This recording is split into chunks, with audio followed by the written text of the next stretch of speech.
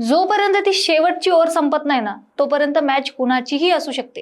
आणि काल रात्रीपर्यंत जी मॅच एकनाथ शिंदे जिंकत आले होते ती मॅच आज एका सिंगल धक्क्याने फिरली आहे। घड्याळात रात्रीचे 12:30 वाजले असतील। पुणे शहर शांत होतं, पण एका सोसायटीच्या दारासमोर दोन गाड्या उभ्या होत्या। गाडीतून उतरतात ते ठाकरे गटाचे दोन तरुण आमदार, एक म्हणजे आदित्य ठाकरेंचे खंदे शिलेदार वरुण सरदेसाई आणि दुसरे म्हणजे धाराशिवचे आमदार कैलास पाटील। हे दोघं मध्यरात्री कुणाच्या घरी गेले असतील तर ठाकरे गटातून ज्यांची चर्चा थेट शिंदे गटात जाण्याची सुरू होती ते म्हणजे धाराशिवचे खासदार ओमराजे निंबाळकर। आता विषय असा आहे की ही केवळ एक साधी भेट नव्हती आणि या भेटीच्या मागे लपलं एक मोठं राजकीय ऑपरेशन। ज्या ओमराजे निंबाळकरांना आपल्या गळाला लावून शिंदे गट मुंबईत आणि दिल्लीत कॉन्फिडन्स मध्ये फिरत होता त्याच ओमराजेंचा कौल आता बदलताना दिसतोय। म्हणजे जे ऑपरेशन टायगर गेले काही दिवस अत्यंत गुप्तपणे चाललं जात होतं त्याचा पार आता फुगा फुटलाय। पवनराजे निंबाळकर हत्या खटल्याच्या निकालानंतर असं काय घडलं की ओमराजेंनी थेट युटर्न घेण्याचे संकेत दिले? वरुण सरदेसाईंनी मध्यरात्री नेमकी काय जादू करून आले? आणि जर ओमराजे ठाकरे गटातच राहिले तर शिंदे गटाचं ऑपरेशन टायगर कसं फेल ठरू शकतं? सरदेसाईंची आणि कैलास पाटलांची ती मध्यरात्रीची भेट कशी गेम चेंजर ठरणार किंवा ठरू शकते? ओमराजेंच्या एका पलटीमुळे आता दिल्लीत बसलेल्या त्या 5 खासदारांना म्हणजे 5 फुटीर खासदारांची कशी हवा टाईट झालीये तेच सगळं काही व्हिडिओच्या माध्यमातून जाणून घेणार आहोत, त्यामुळे शेवटपर्यंत नक्की बघा। नमस्कार, मी पूजा आणि तुम्ही बघताय सत्य पे सत्ता, प्रश्न तुमचे आवाज आमचा। तर मंडळी, या संपूर्ण प्रकरणाची नाट्याची पाळंमुळं समजून घेण्यासाठी आपल्याला 2 दिवस मागे जावं लागेल। ओमराजे निंबाळकर यांच्या राजकारणाचा पाया आणि त्यांचा संपूर्ण संघर्ष हा त्यांचे दिवंगत वडील पवनराजे निंबाळकर यांच्या हत्येच्या प्रकरणाभोवती फिरत राहिलाय। संपूर्ण महाराष्ट्राला हा खटला चांगलाच माहित आहे। काल या हाय प्रोफाईल पवनराजे निंबाळकर हत्या खटल्याचा सीबीआय कोर्टात निकाल लागला।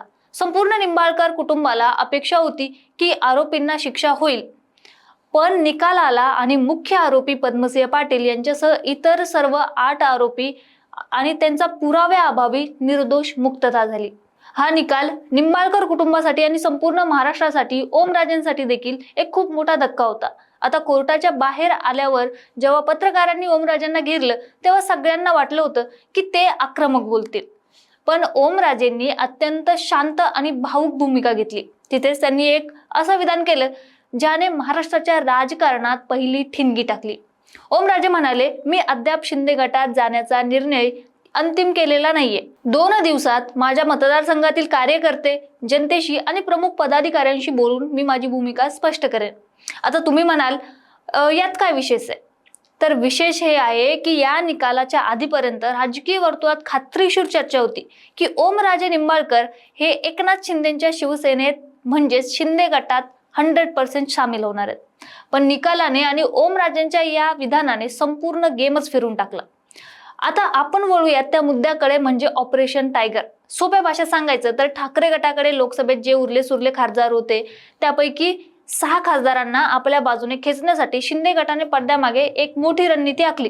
याच रणनीतीला राजकीय वर्तुळात ऑपरेशन टायगर म्हटलं जाते।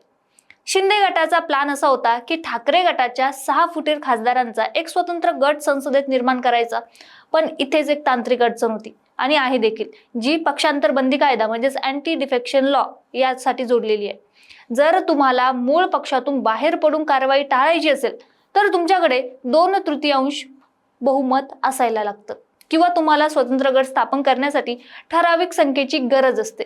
या ऑपरेशन टायगरच्या जाळ्यात जे 6 खासदार गळाला लागल्याची चर्चा होती त्यापैकी एक अत्यंत महत्वाचा दुवा म्हणजे ओमराजे निंबाळकर। आता गणित बघा कसं अडकले। जर ओमराजे निंबाळकरांनी माघार घेतली आणि ते ठाकरे गटातच राहिले तर उरलेले जे 5 खासदार आहेत ना त्यांना संसदेत स्वतंत्र गट स्थापन करता येणार नाही। परिणामी त्या 5 खासदारांवर पक्षांतर बंदी कायद्यानुसार खासदारकी रद्द होण्याची कारवाई देखील टाळणं कठीण जाणार आहे। म्हणजे ओमराजे निंबाळकर हे या संपूर्ण गणिताचे किंगमेकर किंवा असं म्हणा की टर्निंग पॉइंट बनलेले आहे। ते जर फिरले तर शिंदेचं ऑपरेशन टायगर हा सपशेल फेल ठरणार आहे। आता शनिवारची ती मध्यरात्र काय, तर जसं ओमराजेंचा सूर बदललेला दिसला तसा उद्धव ठाकरेंनी लगेचच आपला डाव टाकला। राजकारणात वेळ गमावून चालत नाही हे उद्धव ठाकरेंना शेवटी आता समजलंच असेल। त्यांनी तातडीने आपले 2 विश्वासू शिलेदार वरुण सरदेसाई आणि ओमराजेंचे जिगरी यार म्हणून ओळखले जाणारे धाराशिवचे आमदार कैलास पाटील यांना थेट पुण्यात ओमराजेंच्या घरी पाठवलं. मध्यरात्री या तिघांमध्ये जवळपास 1 तास बंद दाराआड खलबत झाली. आता विचार करा, एवढ्या मध्यरात्री जर पक्षाचे मोठे नेते भेटायला येतात तर चर्चा फक्त कसे आहात एवढी नक्कीच नसणार आहे.